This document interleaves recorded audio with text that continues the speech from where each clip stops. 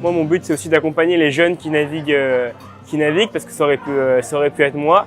Partager mon expérience de voile que j'ai eue et les encourager à continuer ce qu'ils font.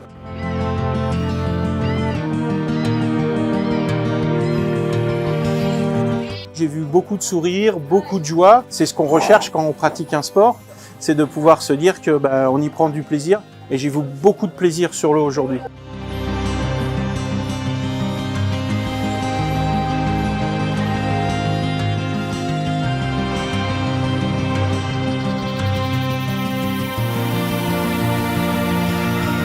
C'est un espace de liberté. Et la voile, c'est un sport qui s'adapte assez bien au handicap et en particulier au handicap moteur. Aujourd'hui, les bateaux s'adaptent aux non-voyants, aux déficients mentaux et à toute forme de handicap.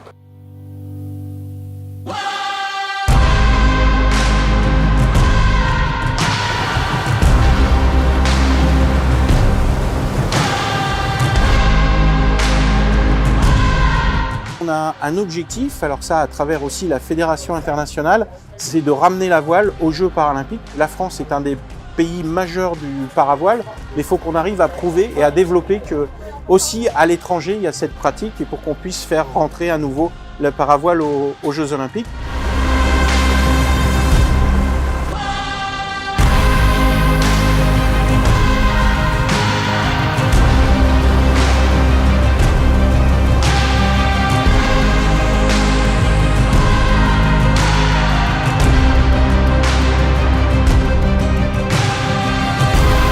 On a eu la joie et l'honneur de voir la flamme olympique, la flamme paralympique, passer par Antibes pour toute la région sud. C'est dire que l'engagement que nous avons dans ce domaine est un engagement qui est payant à la fois sur le sport et à la fois sur le regard que l'on porte sur les personnes en situation de handicap.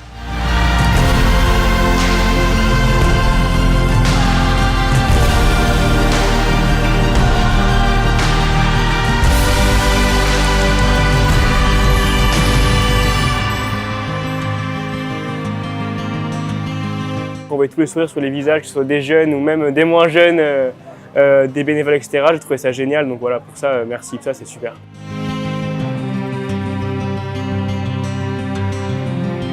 C'est très agréable et très bénéfique de trouver un partenaire qui s'implique fortement pour pouvoir permettre des grands sourires. Et ça, c'est fantastique.